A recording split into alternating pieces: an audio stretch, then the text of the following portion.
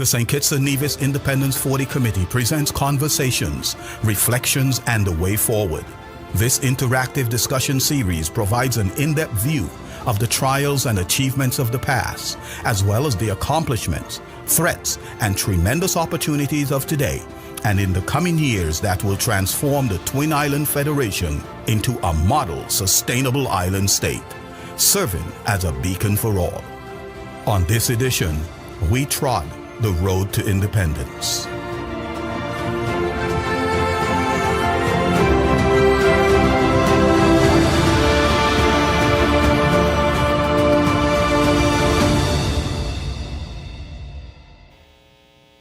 Hello everyone and welcome to the Kuna Caribbean Conference Center in Fort Lands in Basseterre, St. Kitts. I am Ian Richards, welcoming you to the debut of Conversations, Reflections, and the Way Forward. Now, Conversations is a 7-part engagement series commissioned by the Independence 40 Committee. Joining us tonight to discuss the road to independence are former Premier of Nevis, Mr. Joseph Parry, and Patriot Claudette Polly Manchester, OBE.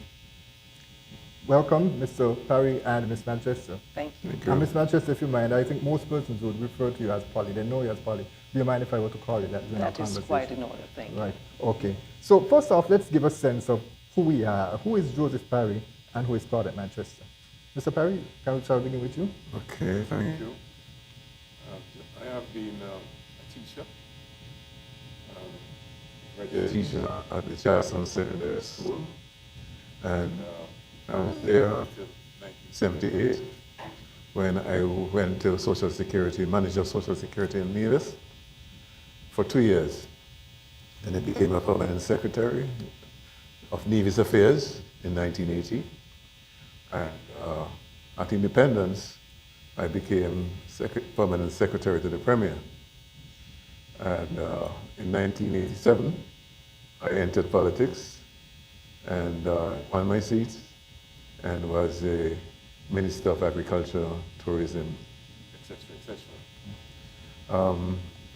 I was there till 1992 when NRP lost the election. I was in opposition until 2006 when I became Premier of Nevis and was there for 7 years, 2013. And then we lost, of course. I was leader of the opposition from then until about 2019 when I retired from politics. Apart from that, I've been involved in the church, the Anglican, St. Thomas's Anglican Church. I've been involved in cricket administration for many, many years, from about 1973 until 1991. I've been president of the Nevis Cricket Association, chairman of the selectors. I've been vice president of the Leeward Islands Cricket Association. I've been representative to the West Indies Board for the Leeward Islands Cricket Association. Well, even in netball, I was a selector in Nevis. So I've been involved in quite a lot of things. That history was my major. Economics was my major. I did a double major, but economics was my great interest. Okay. And how do you tell us a bit about Claudette Manchester? Well, I think it became a household name after my media career. When I left school, I applied for and got the job at ZIZ Radio and television a little after, because it did not come on stream right away with radio. About what year was that? Oh, 72. Right, okay. Now you're going to do the maths. No, I said I wasn't dating you, but... Okay. But I spent most of my working life in the media.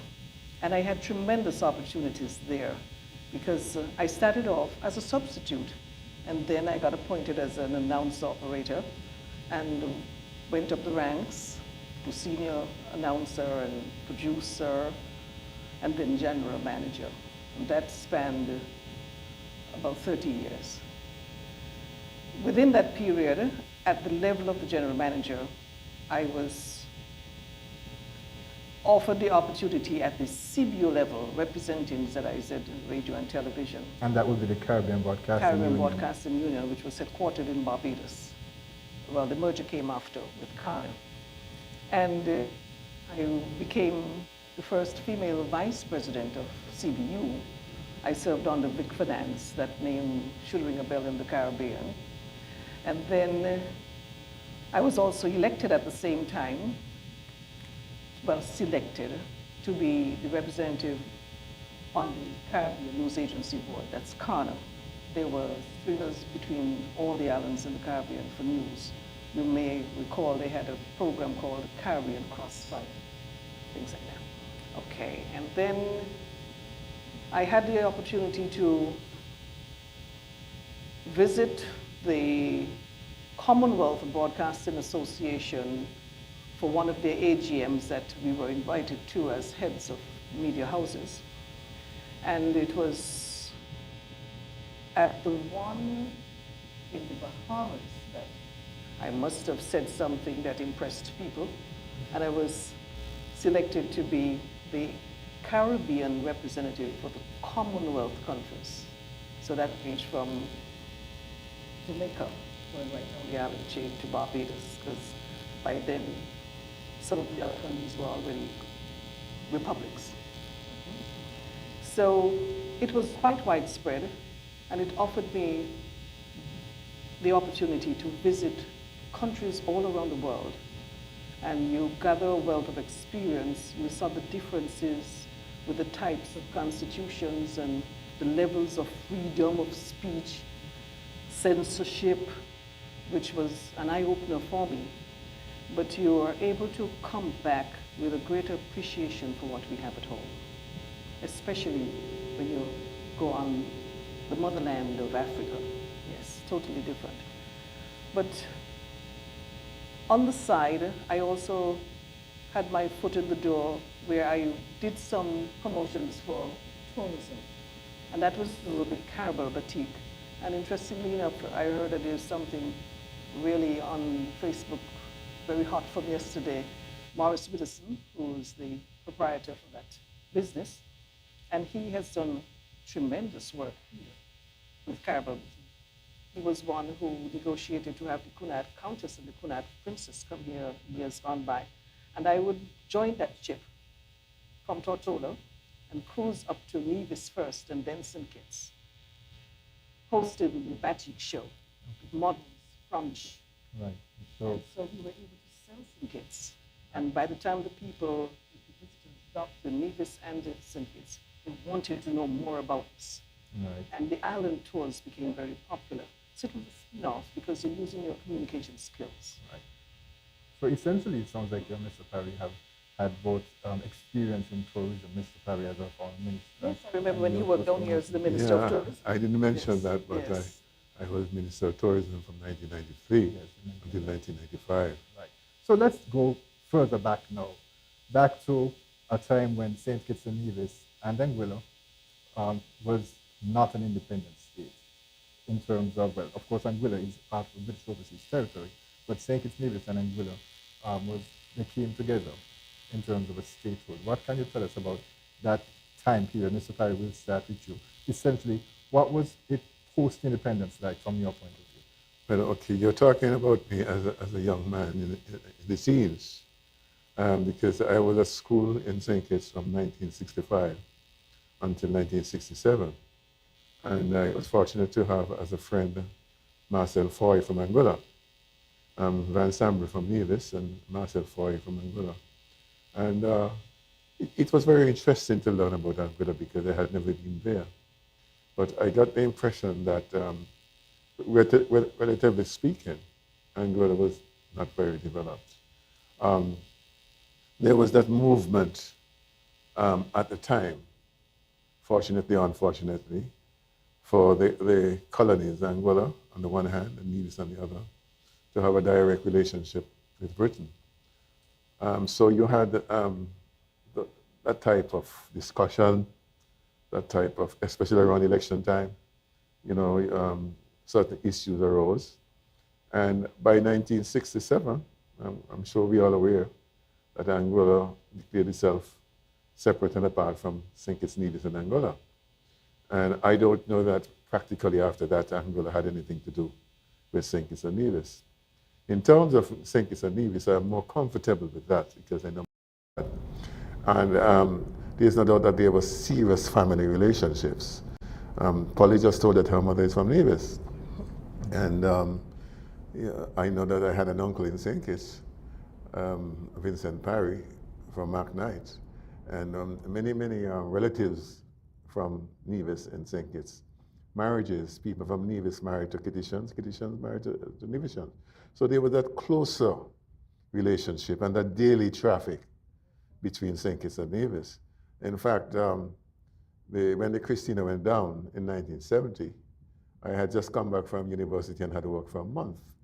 On the Friday afternoon, I finished teaching, and I had planned to go to St. Kitts on Saturday because that's what happened. Teachers came down to buy stuff for August Monday, and I didn't wake up on time, thank God. So I am here. But, and you know, the number of lives that were lost, that's the type of movement between St. Kitts and Nevis. But you had the politics as well. It started with Eugene Walwyn around 1957. And Eugene eventually became part of the Labour Party in 1966. And you still had that movement for secession in Nevis, which culminated in the sinking of the Christina in 1970. And then and the NRP that happened in 1st of August, 1970. And in October, NRP was formed, the Nevis Reformation Party.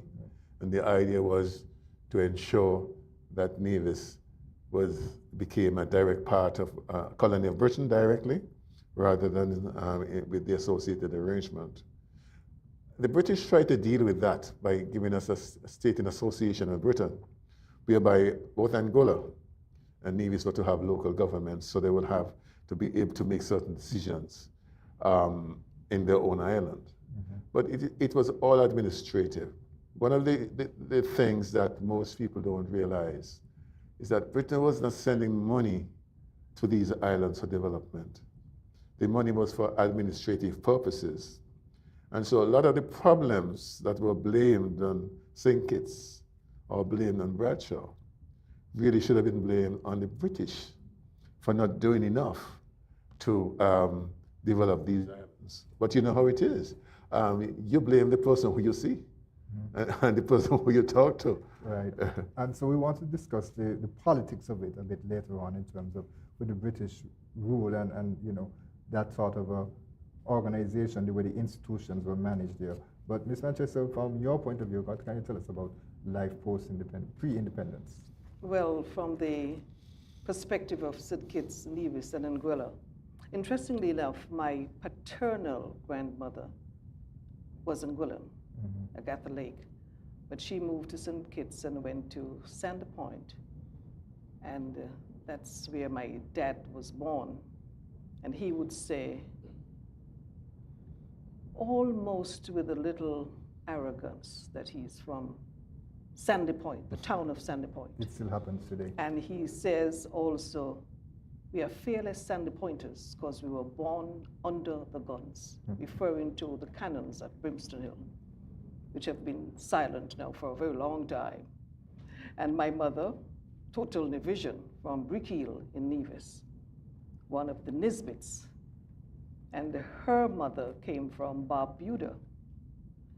So when we talk about even that word which Mr. Perry did not say, secession, it was, that I can recall, Limo who put it quite profoundly.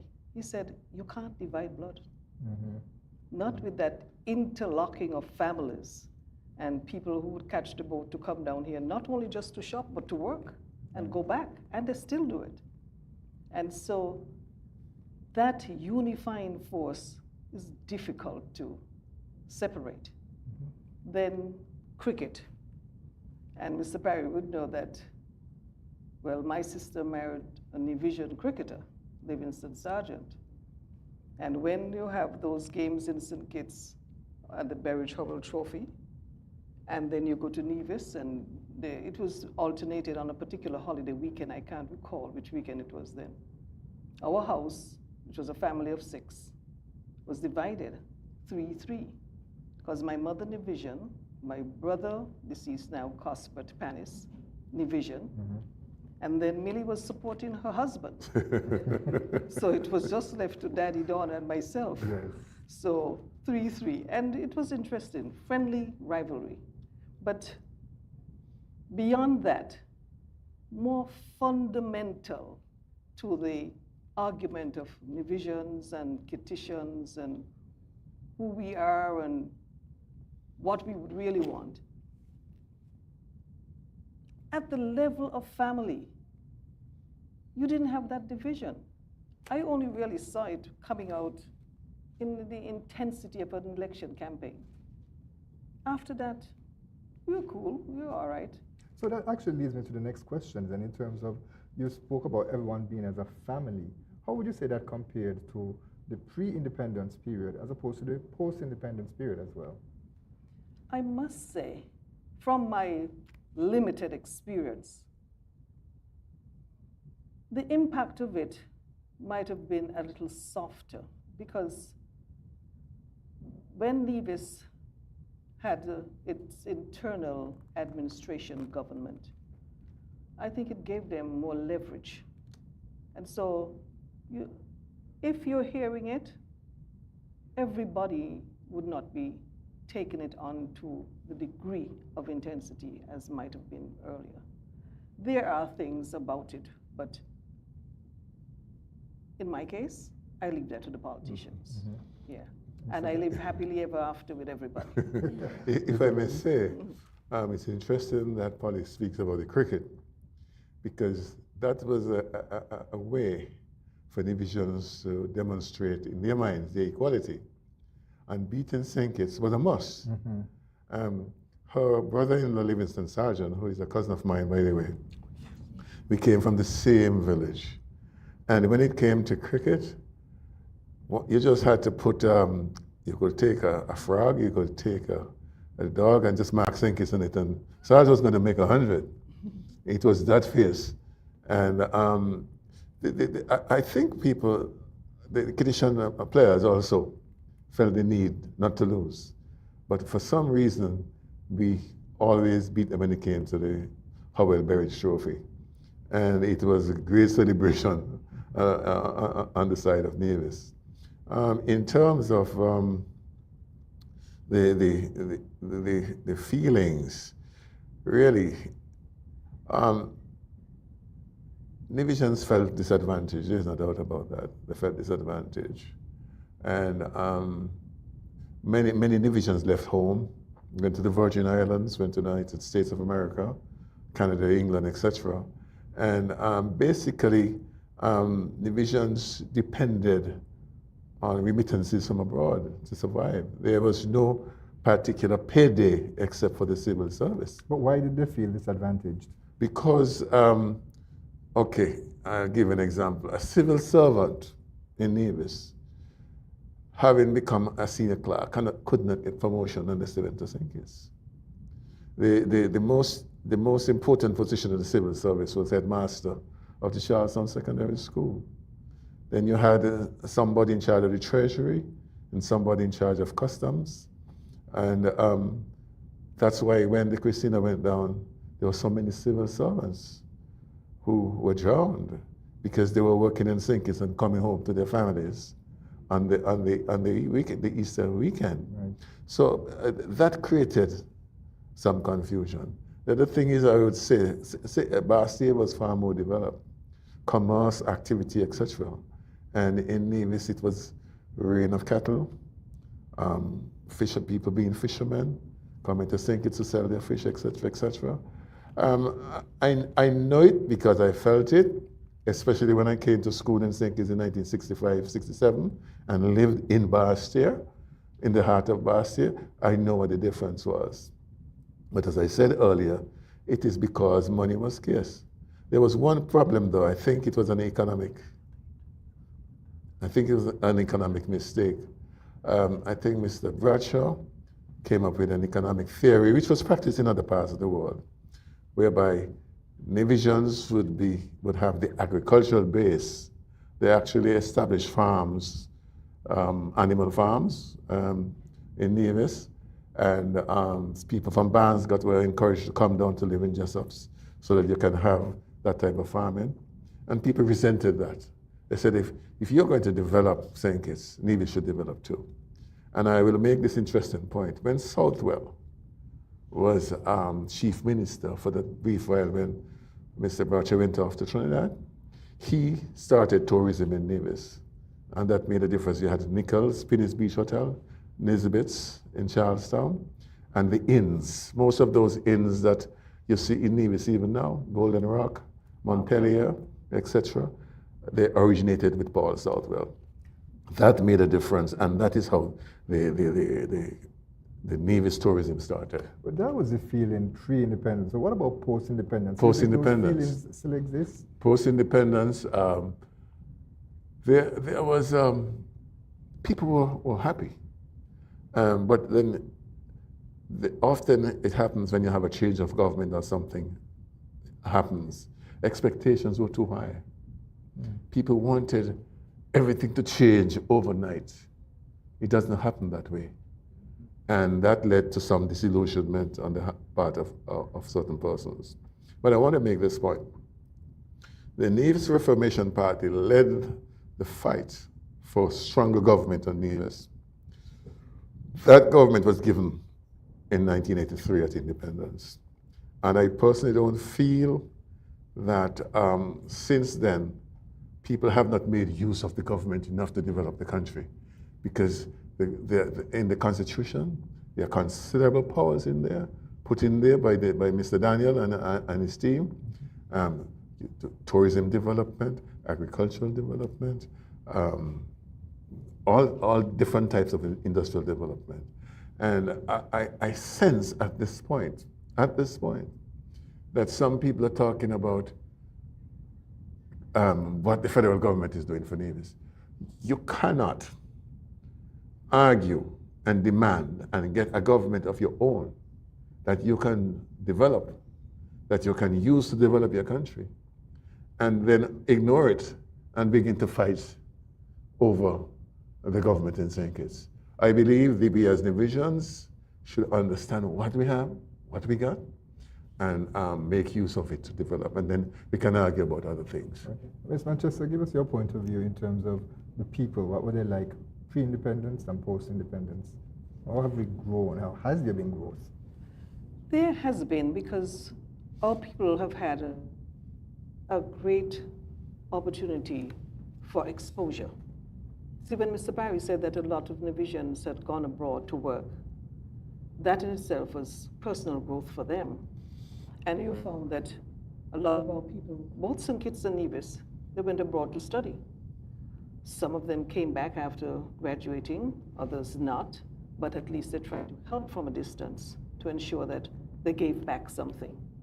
And maybe we have to look at that brain drain post-independence, and we are already into the second generation of people post-independence. Classified by the UN, they said that it's 35 years for our generation. We are now 40, so we're into the second generation post-independence. 5 years into it, we've got lots of work to do because, well, the people are the wealth of the nation. And we have to ensure that we have our people well covered, well trained. And we're going to meet some who are untradeable, yes. But we need to drive that point home where education is the basis. But if I may say, we need to build the national spirit, I mean, to achieve some of these things, most of these things, both in St. Kitts and Nevis, but more so in Nevis, national spirit. Because you can see the changes, you can see the progress as a result of independence. You could see the progress in Nevis as a result of having a government. But the national spirit is not there, and it's something we have to work on. Yeah. And I might use another word to support what Mr. Perry said, national pride. Our people need to get to the point of even feeling insular, that St. Kitts and Nevis, you're proud to be one of us. And we have to do that pretty quickly because we are losing our sense of self. We don't have to go into the color of our skin and the slit eyes or anything because the competition is there. And so the national vehicle must be driven with a flag that is mounted so high, you know we can stand up and be counted, no matter the size of the country.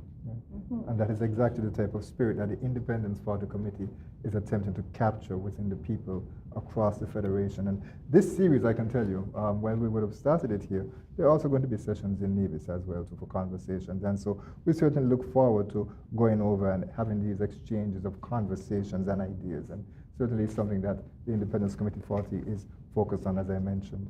And so, Mr. Parry, I'll be in your neighborhood soon enough. Say that again, please. I'll be in your neighborhood soon enough. Okay. Right. So let's talk a bit about, Mr. Parry, we'll come back to you in terms of the politics between the three islands, St. Kitts, Nevis, and Anguilla. What was it like back then? Again, from what I remember in the 50s, because I was a small boy then, you had one seat in Anguilla, one representative in Anguilla, and I think two in Nevis, and I don't remember how many in St. Kitts. But again, they didn't have much power. The power came, most of that, you had an executive function, yes, but still they were limited in what they could do. Most of the power came in the change of the Constitution in 1967. With the St. Kitts and Nevis and Anguilla situation, between 1957 onwards, the politicians were fighting about secession. They were fighting about control, whether in Anguilla or Nevis or wherever.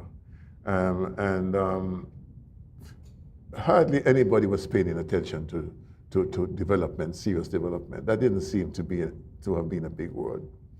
I do remember the Federation, the talk of the Federation, the discussion of the Federation, and people seem to have been excited by it, at least the people who I knew in my area. Of course, again, it was an administrative function and not a function for development. And soon it broke up, and we won't go into the reasons why it broke up, but it broke up. And these islands were forced to try to develop themselves to a point where they were able to be independent. Some people were very interested, some were keen. People who came back from university, people like Limor, people like Bryant, people like Billy Herbert, people like Dr. Simmons, they were keen on being involved in the leadership function. They were keen on taking the country in a particular direction. Of course, some people were also interested in power, and we must not overlook that. But followers quite often followed because of the personality of the leaders, not so much because of the message. And that is something that we need to deal with too, post-independence. The message must be important than the personality. West Indians love flair, and they love rhetoric, but action, they seem to expect action to happen without people doing the things that are necessary to have the action take place. Once you get on the platform and you can talk, oh, that man can talk, wow, he sounds good, But to me, we have to pay more attention to people who can do things, because that is why things have happened in Singapore, things have happened in other small countries and have not happened here. The other thing is, you have to take the personality, the personal thing out of the politics, the anger.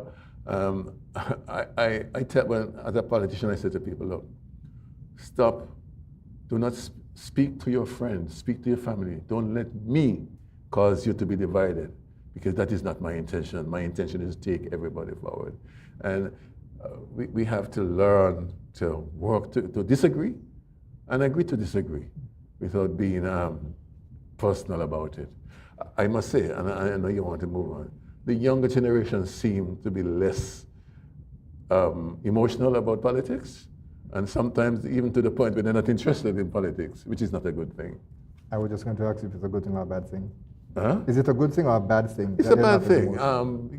We had to fight for our independence. We had to fight for the vote. We come from a background of slavery, etc. People need to remember that and need to put value on their vote, put value on their involvement in the country, feel the need to help to take the country forward. Yeah, you have to help yourself. You have to make sure that you're able to send your children to school, etc., etc. But remember your country. Have that national spirit. Ms. Manchester, would you like to weigh in on that point? Because we have to get to the point where our people will have to want to sacrifice a lot. And this is what most of the politicians, no matter the parties that they represent, have had to do over the years. They had to lose a lot to get into power. And even being there, it took a lot out of them personally to stay. And when you look at the history where independence was being spoken about under Bradshaw, as far back as the 70s that I can recall, but we never attained it until under Simmons in 1983, decades later. And I'm saying, well, what's happening here? We had become more educated. We were able to understand, well, this is the way, we don't have a choice, we have to get there. And when it did come, I think it did signify that, okay, we have arrived, but what's the way forward? And we're still asking that after 40 years. Now, I would like to know that if I'm blessed to be in my rocking chair, that I got a government out there who could take care of me, because I have made my contribution. And so what was the feeling like then, as you said, the gap from 1970 to 1983? How did the talk of conversation in terms of independence, the conversations around the dinner table, the conversations on the street, the conversation in the offices, was there a clamoring for independence? Did people actually feel that they needed to be independent from Great Britain? I think so. We had come a long way.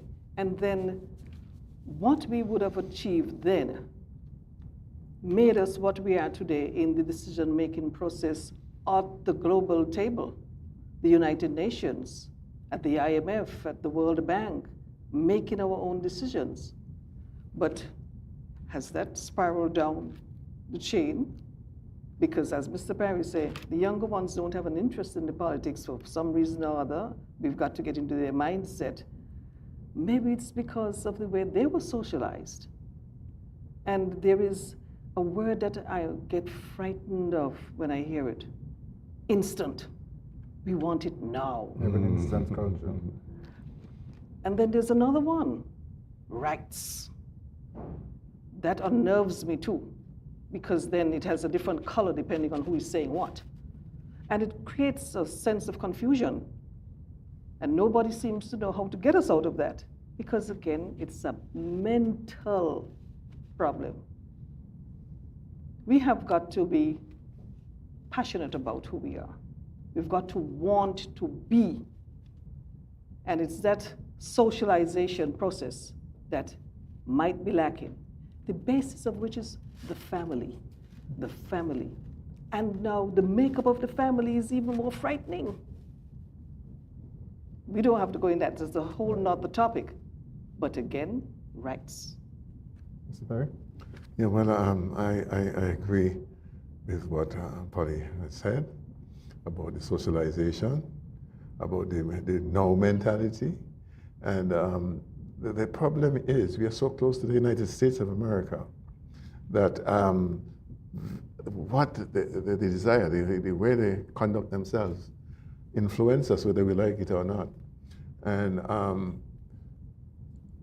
the school, the family, the society have to begin to have that consciousness of our own identity.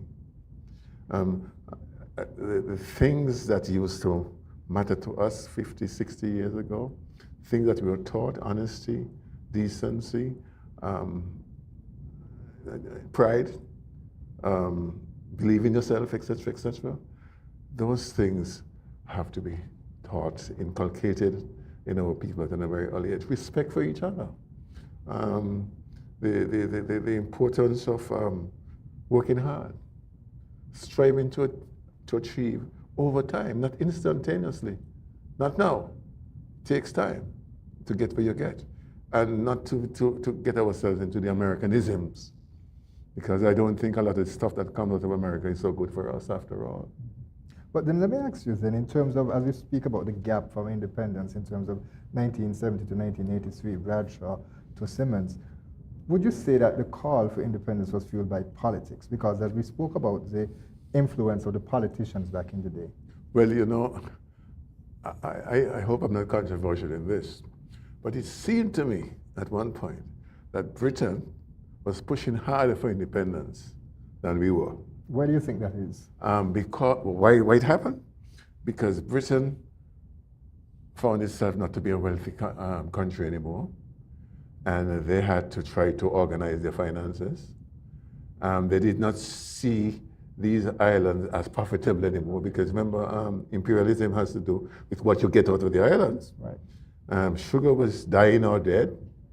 There was nothing else for us to offer. And so as far as they're concerned, these colonies needed to go. They needed to shed the colonies so they could float.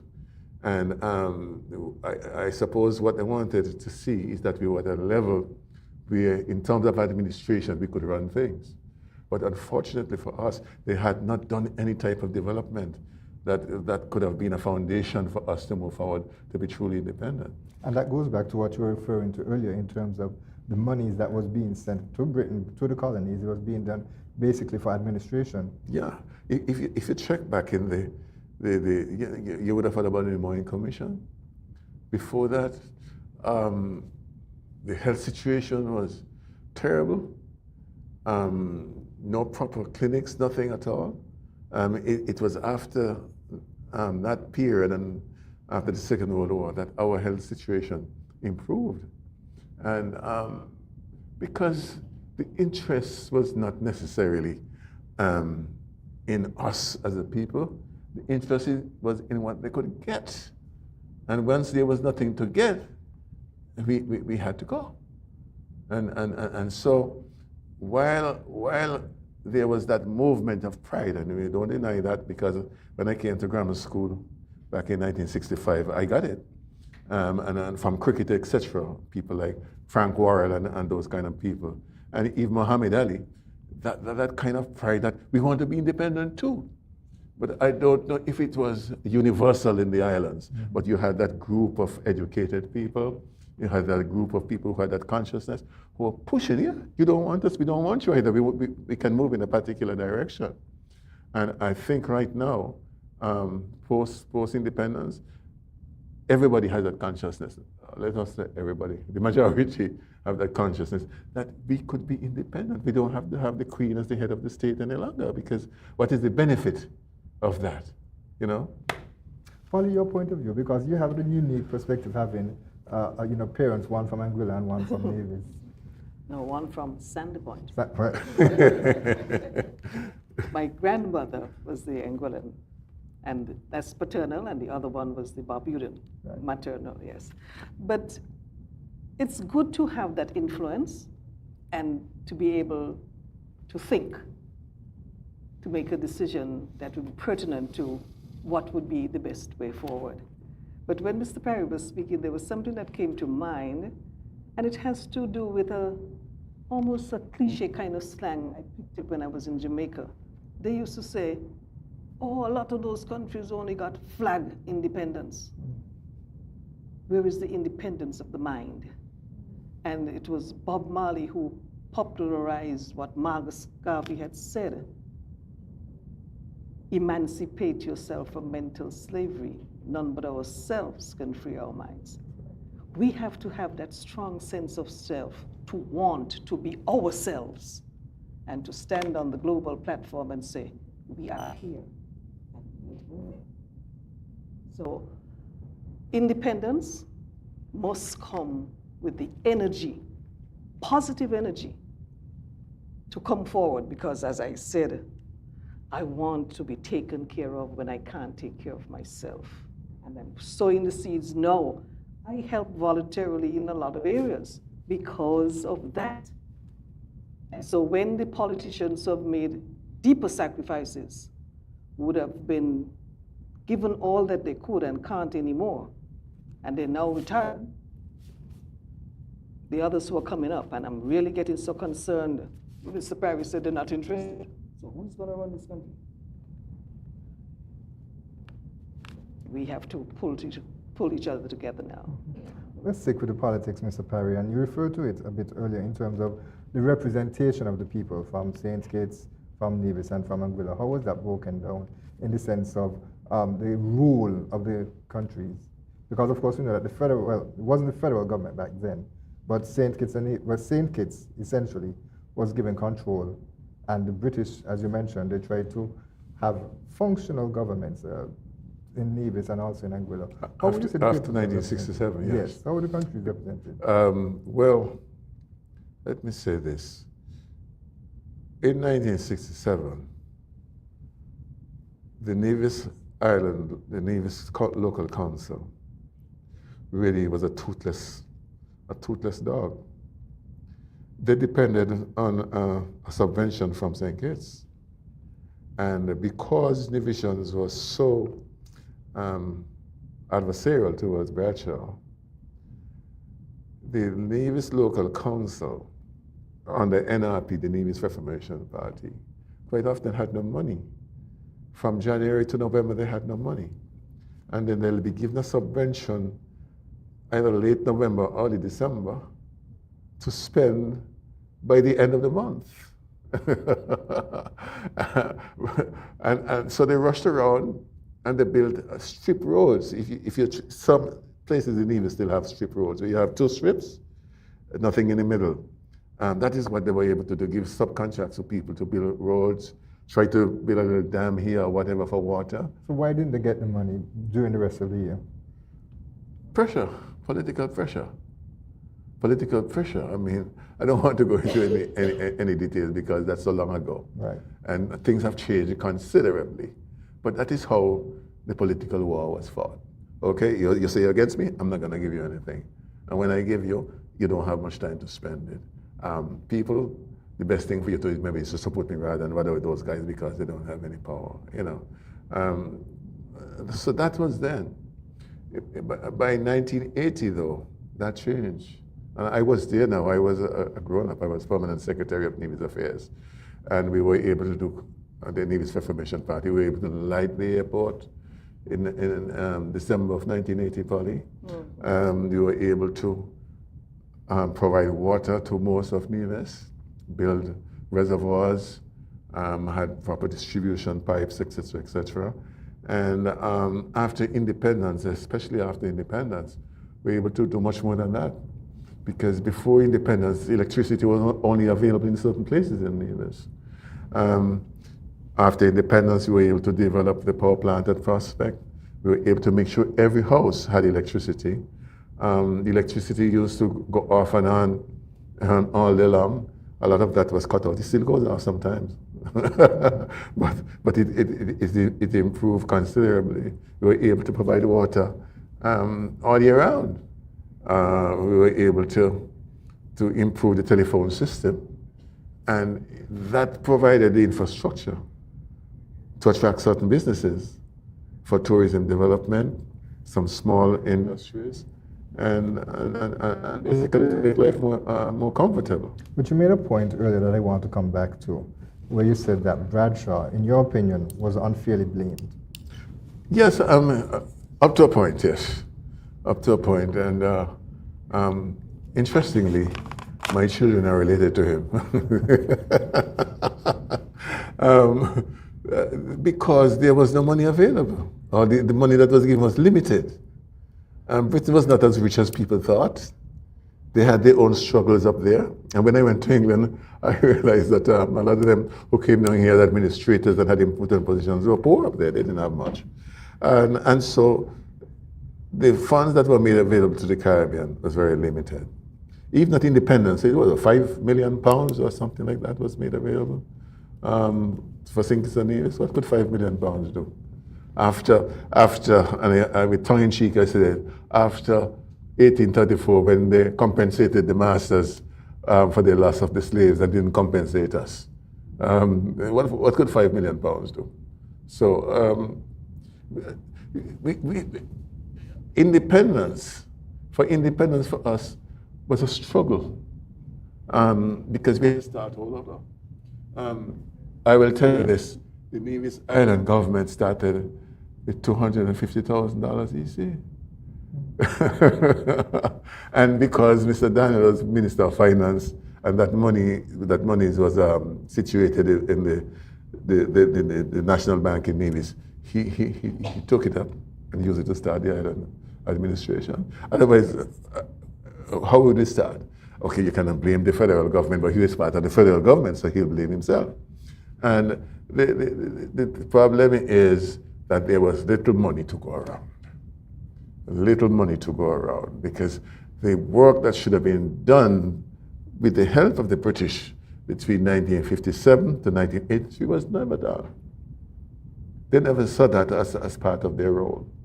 And when the look at Angola and Montserrat, when the financial services became important, they held on to Angola. They held on to the BVI and sent their people, their lawyers and whatever down there so they could control things in those places. That is the mentality of the metropole. That is the mentality of the imperialists. And I'm going to say to you, maybe if we were in charge, we'd have done the same thing, because human nature is not because of black race or white race. Human nature is to control. Well, as I'm sitting here and contemplating the whole national pride, we have to begin to recognize our people. I mean, really give them their worth. And when you see the achievements at all levels, I think it is no time for us to say our national emblems, our national awards, our national heroes and heroines. We've got to do something about that. We are fortunate to have one living and more to come.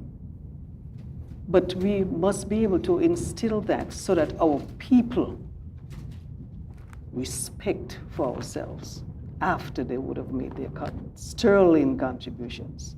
And this could go back, yes, posthumously, yes, but those that they can see, make it happen, yeah. There's an interesting point that you mentioned, and I want to come back to it. But first, as you speak about, of course, the living national hero, I should mention that he was invited to be a part of the panel, but he politely declined.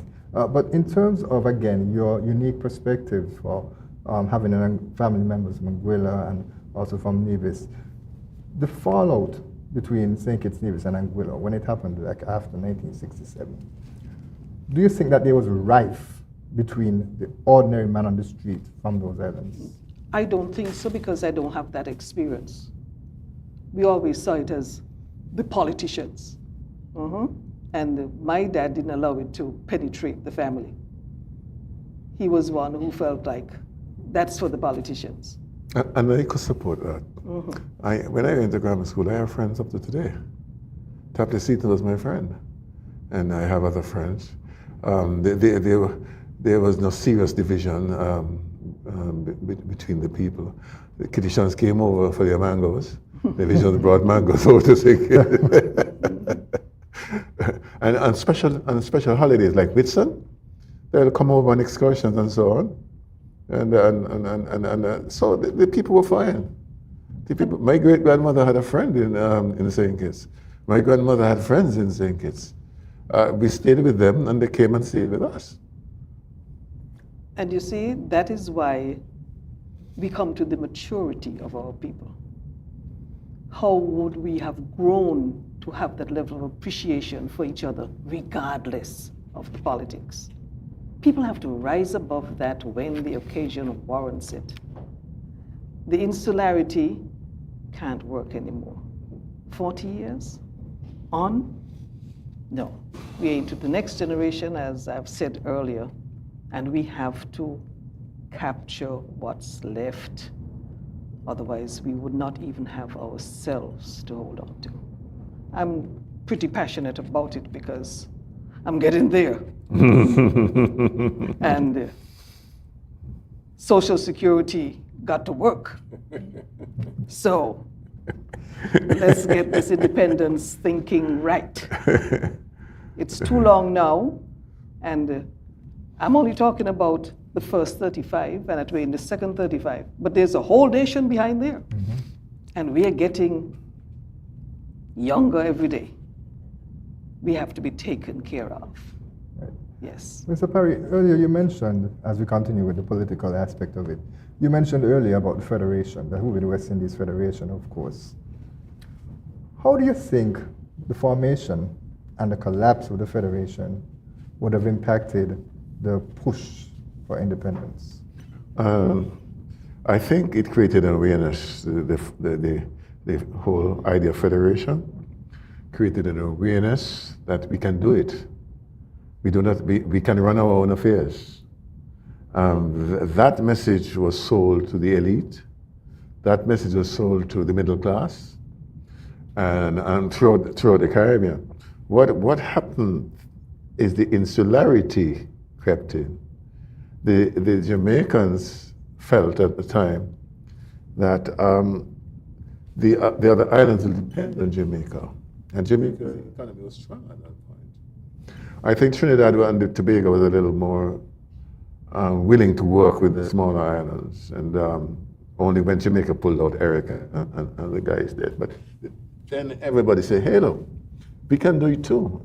We might be small, but we surely can run our own affairs. And so you found that Barbados and the other islands followed after Jamaica and Trinidad and Tobago. And of course, there was that, as I said, there was that push coming from Whitehall. We need to get rid of you. You need to get out. It's time you begin to run your own affairs, etc., etc. But people were fairly confident. I think at that time, economic development was not around tourism so much. You had bauxite in Jamaica and bauxite in Guyana and oil in Trinidad and Tobago. The smaller islands saw themselves in terms of bananas, in terms of sugar cane, etc. And unfortunately, one by one, those industries disappeared. And we had to find new ways to take care of ourselves, but we have done so. The financial services, I don't think people fully appreciate financial services, but financial services is a thing in Australia, in Canada, in the United States of America. It's a good thing. Once you make sure it is properly operated, it's a good thing, and it's an industry that we should continue to promote that helps the country. To me, those funds should be used to create other industries that can be self-sustaining. Tourism is good, but tourism has its limitations. So we have to move into the area of technology, etc., etc. As the world changes, as demand and supply changes, as tastes change, as people want different things, we must be moving with them. And we have the, as Polly said, we have the know-how, we have the capability, we have the human resources who can do it. So you move from one point to the point where we are presently. And I'm optimistic about it. I am optimistic that we can do. We can continue not only to survive, but to progress. And Polly, what's your input there? Well, I feel like with the development of a country must come in tandem the development of its people. They must go hand in hand. You can't say we are accomplishing this and we're achieving that and the people are still behind. Then that would be a falsehood. It's a challenge and it's a great responsibility, but the people must also want to be part of the developmental process. Again, it's the mindset. And it comes right back to the basic, the family. We have to groom our children to want to be stars and recognize their potential and push them so we can have more Kim Collins. If all we could do is run on the track, run as fast as you can. If you could only sew clothes, be the best seamstress. Because we find the money to order in, and Amazon is kicking. I mean, the potential there. And so we would line up when the things are coming in. But what happened to those of us who, that's all we can do? We have to survive. We're almost out of time for this program, so Mr. Perry, I'd like your final takeaways. What would you say? What would you like to leave the public with as your final message? What would you like to leave the public with as your final message? Just to add to what Polly said, because I agree with what she said. But you know, we have to look at the present social structure of our society, the weakness of the homes, the fact that there's so many young parents, there's so many single parents. To achieve what Polly said, education has to play a very important role. And education starting at the lowest level, where those children are given the support that they need to have, going through primary school, to be aware of the things that are distracting them, all the nonsense that is on the TV and elsewhere, and to help to get them to focus on themselves and on the country. I would like to say that I am proud to be a Canadian Division. That's who I am. We Nevis just say we're a division, but we all know it think it's a Nevis. Whether you like it or not, they think it's a Nevis. So let me say I'm proud to be a Canadian Division. I don't want to live anywhere else. I don't want to live in the United States of America. I am able to express myself here. I've been able to develop from a poor family to be a minister in the federal government, to be Premier of Nevis, to be in charge of cricket, etc., etc. I am proud of my achievements. And I was able to have that self-esteem because of my family and my family connections.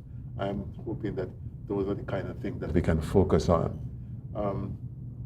I think that children are important, and we need to spend time with our children. We need to try to focus them and to steer them, and I believe education should play a part there. You know, when you were little, the headmaster or the headmistress was very important in the lives of children. I'm not saying that it's going to happen again. It's not going to happen again because it's a different mentality, but you have to find a system to make sure that the support is given. And I am positive about the future of St. Kitts and Nevis. I feel pretty good about it. Polly? Yeah, I'm exceptionally proud to be a Kittitian Division. I think both my mom and dad will be happy for that, and our family as well. And to say that that education, we can't underline it anymore. It is so critical to development. It was Marcus Garvey who had said that intelligence rules the world, but ignorance carries the burden. Lord, we can't let it be so for us. Sometimes you listen to children and you say, I wonder where did they go wrong? Nobody there to guide them. And that's why I still salute people like Washington Archibald, who started Project Strong and harnessed those young guys who could have otherwise been other places doing other things. And it's that kind of effort. You might not see the continuity because we really need it. We have to go out there and find those who are not as fortunate as us, because they are the ones who would become the burden. And as you speak about education, of course, Mr. Perry, you yourself being a former educator, I'm sure that you are a strong advocate for having the national symbols being taught in the school a bit more, having our history, the local history being taught a bit more in the schools. Absolutely. And you know what? History is absolutely important, and history is being given a back place in education right now. It's a terrible mistake we're making. And the history that we must teach is not the history that has been given to us. We must teach our own history. We must know about us. We must know about St. Kitts. We must know about Nevis. Some people can tell you all the parishes in Jamaica and so on, and they don't know anything about their own country. All the states in America. Yes, right. Yes, I mean, teach about us, where we have come from, where we are, where we are going, and the pride that we need to have. And Polly, as a former journalist, I'm sure that you would say that the importance of telling that story as well, so because it's not just in the schools, the story has to be told today. Yes, we have to share it. I think that's when we will have a better appreciation for ourselves.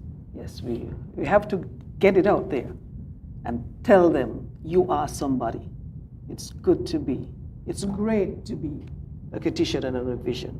And I think that was the vision behind the Independence Committee having this conversation series introduced, and certainly we're going to have more, as you mentioned, 7 parts. So, Polly Manchester, Mr. Joseph Perry, thank you so much for joining us on this debut edition of Conversations. Thank you for having me. My pleasure. I enjoyed every moment of it. We certainly enjoyed having you. Thanks. Well, we'd like to thank you, viewers and listeners, for joining us for this edition of Conversation. As we mentioned, it's the first in a 7-part series, and there are some discussions that will be held in Nevis, and so we encourage you to keep your ears and your eyes tuned to the local media to see when we'll be in your area pretty soon. For now, I'm Ian Richards. Thank you so much for joining us for this edition of Conversations, Reflections, and the Way Forward.